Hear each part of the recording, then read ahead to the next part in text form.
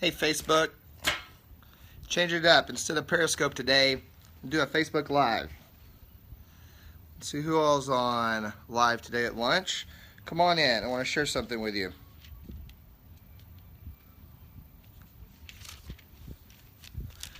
Who all we got? There they come. Say hi when you come in. Tell me who all's on. I didn't feel like messing with trolls today. Huh, Callie?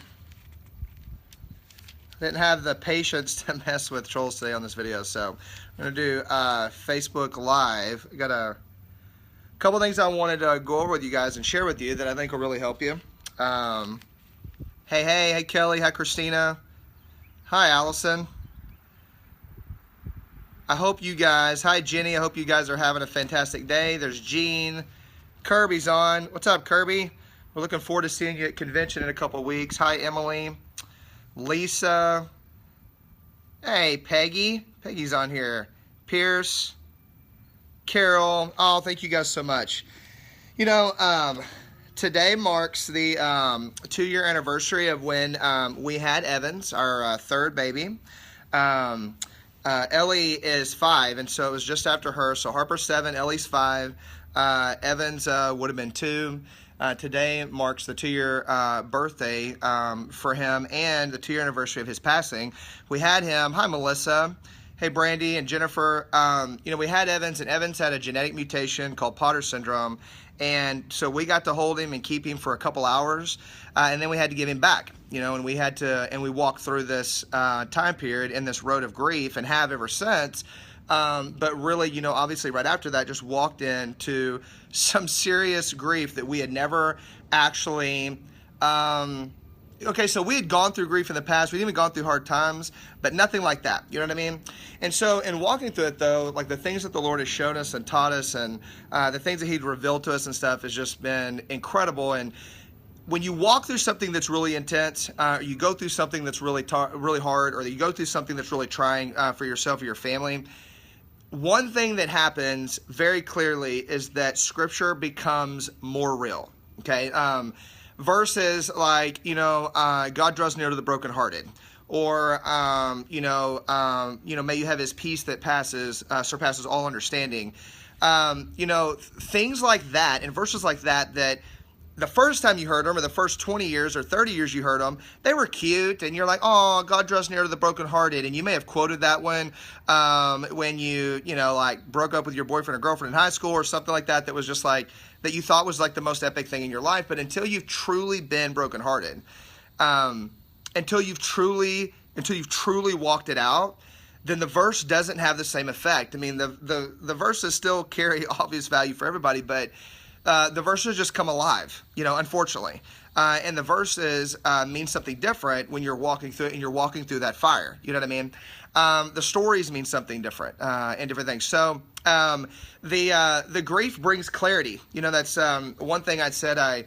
I was honored to be asked to speak at a funeral for one of my closest friends' moms last week, and I just, you know, spoke for a couple minutes, but one thing that the Lord really showed me is that, you know, grief and tragedy and loss and going through tough times like this, and going through major grief has this bittersweet gift it leaves you, this bittersweet gift it gives you of clarity. Clarity of focus, because, you know, honestly, you know, after Evans passed away, not a whole lot of other stuff mattered. Like there wasn't a lot of stuff, you know, 2 years ago. After he passed away, they could have come and repossessed our house. They could have came and taken the office. I mean, we literally, like, after that, you know, got in the car and left. And we actually headed to convention, which is the ironic thing, because we're about to head back to convention, you know, next week. It was the exact same time period of when convention was 2 years ago. And so after Evans passed away, we went and had a graveside burial on my family's land. We have a family cemetery. And then after that was over with, we literally loaded the kids in the car and headed north for Salt Lake for convention. And we went up there and hung out with our community up there at convention, and you know, just pressed in and circled the wagons, and really just jumped in with both feet on this thing called grief, right? But the clarity that it brings you is something that's a gift that you see later on, because you know, things that before were such a big deal, like something that you really like let get in the way, and something that you really let anchor you down or weigh you down during the day, like things that really were something that bothered you. When you walk through something like this and you walk through the grief and the loss of it, they really don't matter. And the thing about it is it doesn't have to be your immediate grief. It doesn't have to be your immediate loss is the one that you have to receive the gift from.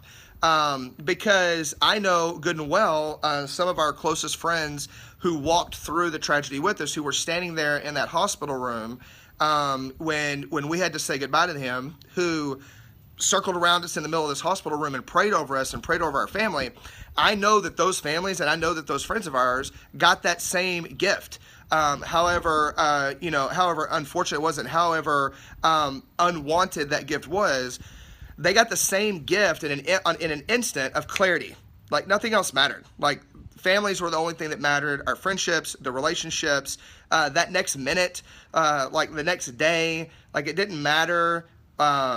The next week didn't matter. Honestly, the next morning didn't matter. I mean, we literally were trying to get through minute by minute. We were trying to get from one step to the next and figure out how to put all those steps together to finish up an entire day. And if we got to the end of that day and, most everything happened okay, then that was a success. And then we went to the next day, And that's one thing that I want to read you a couple things in Job, because I think that Job is, I think that Job is a incredible lesson in handling your own grief, and walking other people through their grief, in relationship with the Father, and how much He does want you to communicate with Him during the grief, but also in the restoration process and what happens with your faithfulness. And so the whole book is like incredible. I'd read the whole thing to you if we had time, but I won't do that. I'm going to point out a couple things, right? So yeah, you really start, Susan, it's so right. You really start, thank you, Christina. You really start ratcheting in and you start focusing on the things that really matter. I mean, and that is the gift of grief. Okay. Like the gift of grief is tunnel vision. Because there's just really not that many things you can handle. And the second, the second thing about it is the second gift about it. The book is a book of Job, right? So we're gonna talk about a couple things there. So the second thing about it and about grief. Sorry, I just got done working out, so I'm outside and it is hot here in Texas. The second thing about grief is it is never easier to hear the Father speak to you than walking through tragedy, because all the other stuff is just drowned out. Okay, like all the other stuff is just drowned out, and again, you just kind of like shelf it. I've never heard the Father speak clearer and louder and with more intensity than the days and weeks following Evan's passing and his death and his memorial service and stuff. I mean, I hear the Father all the time, and I ask Him to speak to me all the time, and we press into that and using journaling and worship and all this stuff. But when you go through something like that, like there's only one way to turn. Well, that's not true. You have two options on this, right, Amy? You have two options with this. There's two ways to turn. You can turn to the Father and you can rely on Him and trust in Him because you know that Scripture is true, because the environment and the situation doesn't change who God is. And the Lord had taken us through a series of connections and had taken us through a time in our marriage that was the roughest time in our marriage, just 2 years before we lost Evans. All right. So we had walked out all this stuff, and He had restored our marriage and restored our family, and had shown Himself to us and had revealed Himself to us so clearly through that whole process that when we got to this situation and when we got to the point of when Evans passed away and we had to hand him back, okay, when we had to hand him back, then we knew who the Father was. Okay, we had already gone through battle, so we knew what battle looked like. We just didn't know it was going to get that intense. And so in the situations don't change His identity. The situation doesn't change His love for you. The situation doesn't change His plan for you. The situation is a part of that big plan, and there's purpose in the pain. I've talked to you guys about this a lot. There's purpose in the progress. And in Jeremiah 29:11, He says that His purpose and His plan is to prosper you and to give you hope in a future. Even when that doesn't feel like it, even when in the middle of that big storm and in the middle of that deep water, it feels like anything but that. Like it really feels like He's walked away from you. And you understand why and when Jesus Jesus when he goes into the when he's on the cross and stuff, when he says, my God, why have you forsaken me? Like right after, when he's going through the worst grief of his life and he's suffering worse than any human has ever suffered, and he was given as a sacrifice for us. That's why he said, like, my God, why have you forsaken me? And he said, when he said, and the Lord's like, I didn't forsake you. The Lord never left that spot. But even Jesus questioned, like, even Jesus was like, dude, this is intense. I don't know if I can handle this. Where did you go? Like, I'm sitting here in the middle of the worst pain of my life. Where the hell did you go? Literally is what his, like, my God, why have you forsaken me? Like, forsaken me, like left me in the middle of nothing. When in the reality of it, he hasn't forsaken any of us, but there's a purpose. There is a reason behind any of the different situations that we walk out. And that purpose gets revealed quicker if you hand it to him, and if you hold it open-handed, and you don't hold it closed-fisted, and you allow him to take it and to mold it into something that's useful for the kingdom and useful for his purpose. Okay, so that's one thing, just to encourage you on it. And walking this out, there's nothing that helps you through, but there's also that nothing is more painful. So I'm going to give you two on this. There's nothing that is more helpful as you're walking through grief and you're walking through a journey like this, as your community, your close friends and family, and your church family, or whoever it is, your close community, having a community around you that loves you, really did get us from day to day.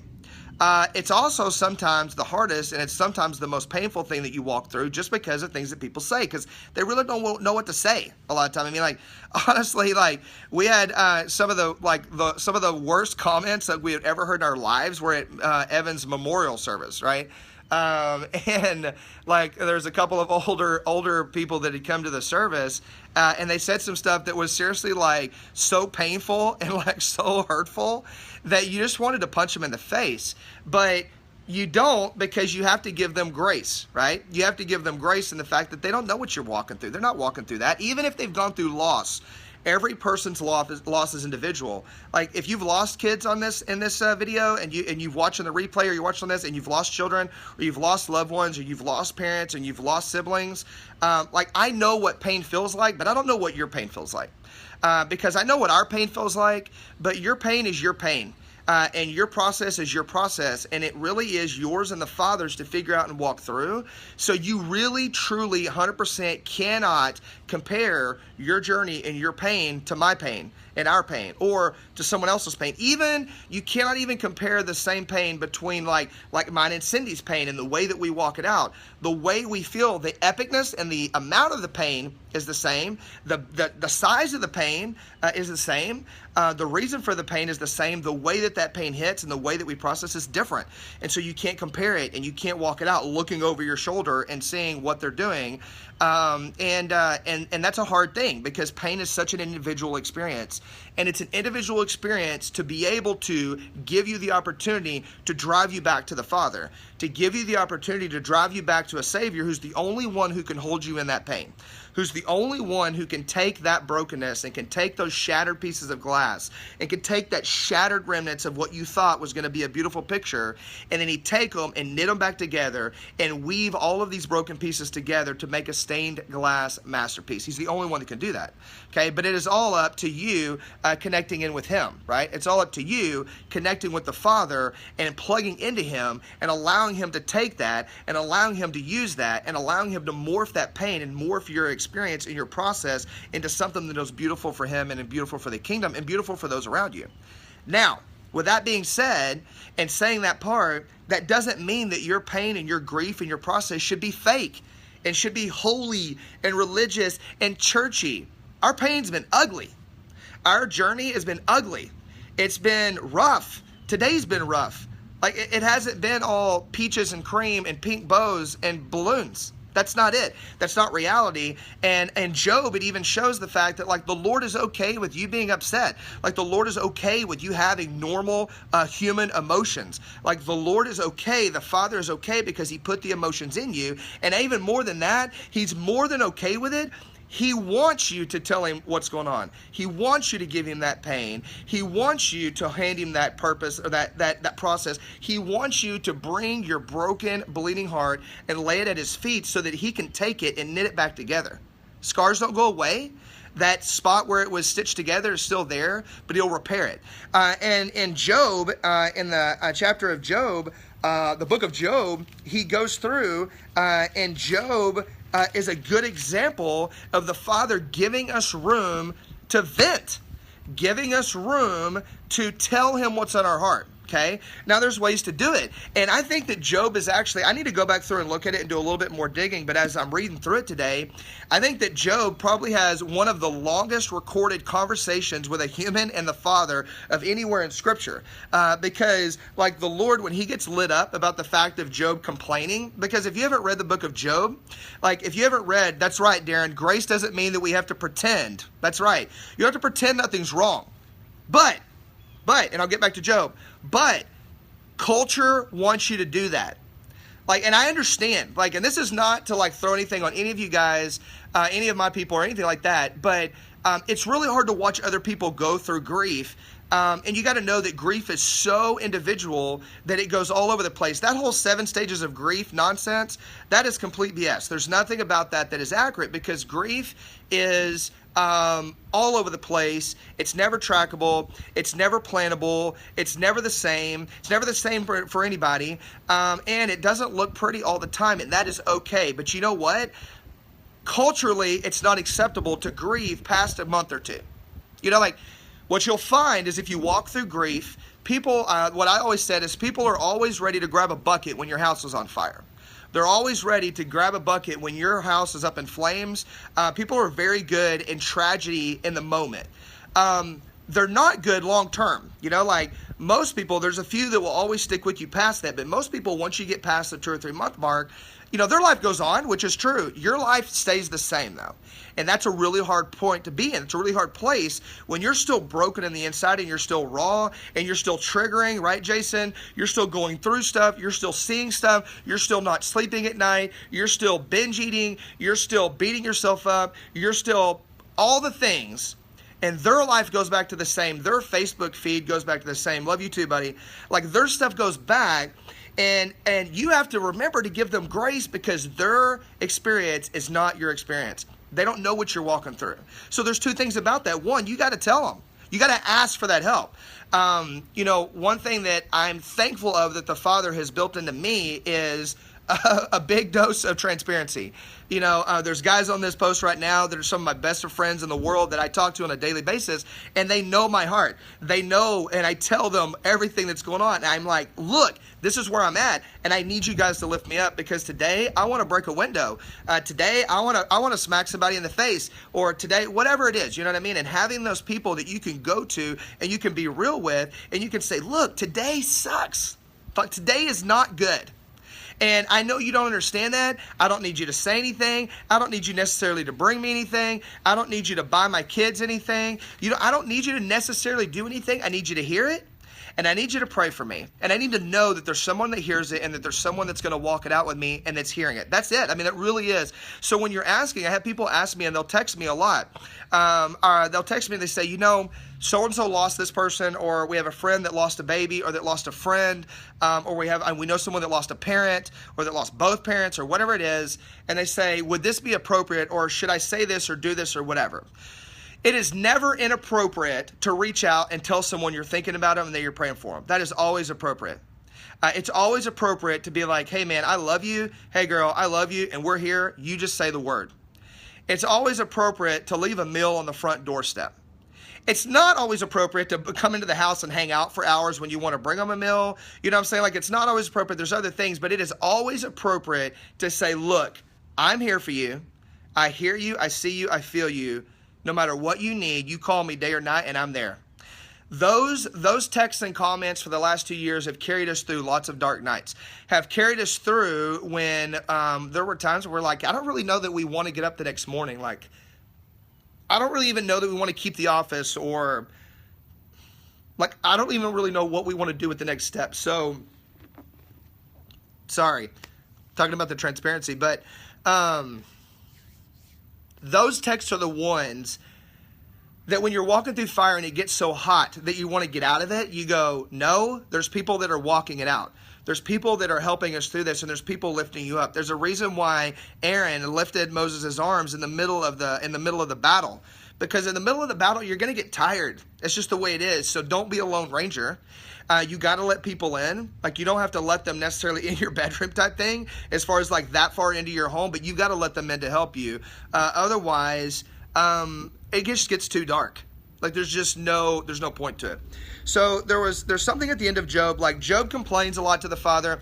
There's a couple things that Job points out. At the first of Job, the Father allows Satan to take Job through the worst pain of his life because Job was the most faithful. Listen to this: the most faithful person on the entire earth at the time. It said no one around has the faith of Job, and so he points Satan in his direction. The Father does. Which is very hard to understand. It's very hard to take in the middle of grief, knowing that the Lord took Job's people away. The Lord allowed this all to happen, and it says, like right here, like when you get to the end, where am I at? It says, hold on, I'm trying to find it again. Well, I had it on my phone.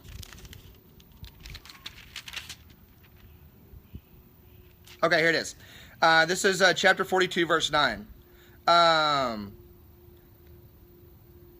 it says in verse 9 and 10, in verse 10 it says, he restored Job's losses when he prayed for his friends. Indeed, the Lord gave Job twice as much as he had before. And it says, and they consoled him and comforted him for all the adversity that the Lord had brought upon him. And it says, now the Lord had blessed him the latter days of Job more than his beginning. Okay, now, there's something that's really interesting about the end point on that. The first part, Job goes through all the trial, and then he has the three friends that come out, and they're trying to be helpful. Okay, they're trying to be helpful, and they're just saying all the wrong things. They're like, look, just curse God and die. Like, all this stuff is awful. We don't really know what's wrong with you. Why are you still serving the Father? Why are you still worshiping him? Why are you still giving him praise on this? There was only one. There was four guys that came out. Three of them cursed the Father and told Job to just walk away from his faith. They were counseling Job to not follow the Father on this. And you'll have people that do that. We had people that told us that we shouldn't share our story. Like, we had people that told us, like, look, people don't want to hear about that much pain. You should just be quiet. And that's what they said to us. And so you just got to understand and remember that, people are going to say what people are going to say. And that's part of it. Now, there was only one guy that came out there. His name was Elihu, Elihu. Elihu came out and he said, how dare you guys tell him to go against his faith? And he extolled and praised the Father for how faithful he was. Okay, so you fast forward all the way through, and Job is just lamenting, and Job's like, Father, why are you doing this? Like, Father, like, what is going on with this, and why on earth am I having to go through all these things? And he starts really complaining. So he gets past the point of venting to complaining. At that point, then the Father talks back, and he's like, okay. He's like, where were you when I made the whole earth? Where were you when I put the fish in the sea? Where were you when I, placed all of the clouds in the sky? And he goes through this whole thing of like, were you the one that created all this? Basically, like, proving a point of like, look, I've got this. I've got this under control. You don't even have a clue. You don't even know what you're saying. You don't even know what's going on. And so you need to be quiet because you have no idea what you're saying. And I have a plan in this, okay? But after that, Job repents, and he's like, look, I'm sorry. Like, I opened my mouth. I didn't mean it like that. Thank you. I praise you. And he goes back to praising him, okay? Now, at the end of that, it says the Lord restored to Job twice as much as what he had in the past. It goes through how many sheep he gave him back, because he literally took everything. Like, he took all of his kids. He took his wife. He took all his crops. He took all of his livestock, everything. At the end, it says he restored to Job more than he had before. Do you know what it doesn't say? And this is something like people have said, they've said this to us. Hey, look, you guys are faithful. It'll get restored to you. Hey, look, now you've got two babies. You've got Tate and you've got Witten. Look how the Lord restored twice as much, just like Job. You know what didn't happen at the end of Job? Job gave him twice as many kids as before. The Lord gave Job twice as many sheep and twice as many donkeys and twice as many whatever. He gave him a new family. You know what didn't happen? You know what they don't go through? You know what it doesn't show in there? But you know what it does not say? It does not say that he raised his kids and his spouse and his other livestock from the dead and gave him his kids and his family back. It doesn't say that. That's not what happened. So new babies are amazing. We love Tate. Oh my gosh, like he's the biggest blessing ever. Witten blows our mind every day. Like him laughing as Cindy sings to him wrecks me, and I cry every time looking at him, and his dark blue eyes, like he's piercing and he's serious and he's a genius. I can see it. He's just super smart. We love those kids. Those two kids don't replace Evans. You hear me on this? So when you're walking with somebody in grief, and you're walking with them as they lose someone in their life, new blessings, new hope, new truth doesn't replace the one they just lost. In Job, he got a double portion back. I'm fully confident that the Father is giving us a double portion. And I'm thankful for that. I am crazy thankful for that. And I knew that he would, because the Father is faithful. He's faithful to restore what has been lost. He's faithful to bring beauty from the ashes. He's faithful to restore what the locusts have eaten. But it doesn't mean that he will raise from the dead the ones that are gone. That's not going to happen. We don't have Evans here. We have 2 new babies, hopefully more babies, hopefully all this different stuff. You know what I mean? Like whatever the Lord wants to give us, we're going to take it.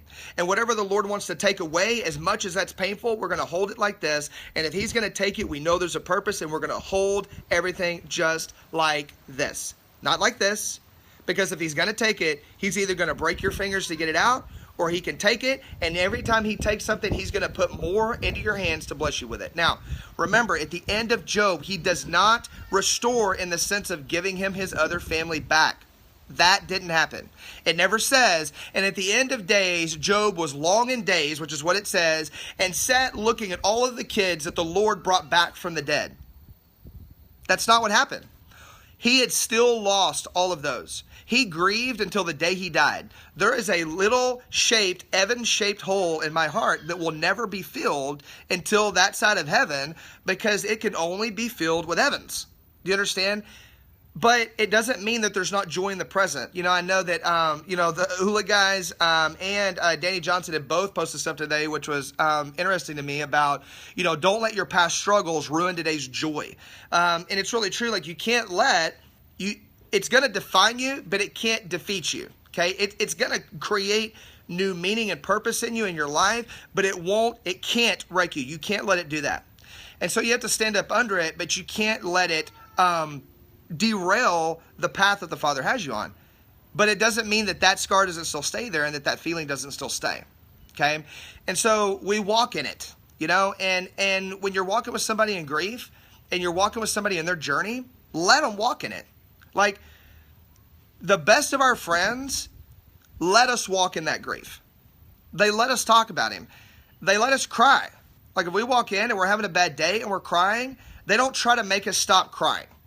You know what I'm saying? Like, they don't try to go, oh my God, what do we do to make them stop crying? They try to figure out where to pick up pieces to help us carry the load. And that's the best thing. Walking through grief for yourself. Don't be an island. Don't be a hero. Don't be a lone ranger. Let people in and let people walk with you. Let people say inappropriate things because they're just trying to help you, and give them grace in it, right? Stay consistent in really seeking the Father and listening to him clearly, because he's going to speak to you the clearest of any time in your life, because he truly does draw near to the brokenhearted, okay? When you're walking with others in their grief, remember, it's never inappropriate to reach out. Like, it's never a bad idea to tell them that you're thinking about them, that you're thinking about their loved one, that you're praying for them, and that you love them. And it's just that simple, okay? And that's right. Joy and grieving are not opposites. They go hand in hand, which is one of the most confusing things, Darren, right? Darren, is like, when you're walking through grief and you feel unspeakable joy, you feel guilty. Like, when we have so much joy with Tate and Witten, we almost feel guilty, like we're almost tarnishing Evan's memory, but it's not. It's just the way that emotions work, and that's just the way it is, and that's just the way the Father created it, and it's just a part of the journey. It's just a part of it. So we'll always have a limp. Like we'll always, just like, soldiers coming back from battle that have wounds and have shrapnel, like we always will have a limp, but we'll still be able to run. And we're still running, okay? And we'll still keep telling this story to as many people as will listen. And, and honestly, like, we appreciate you guys so much. And thank you for walking it out with us today. Thank you for your comments and your messages and your words and all this stuff. It really means more than you guys know.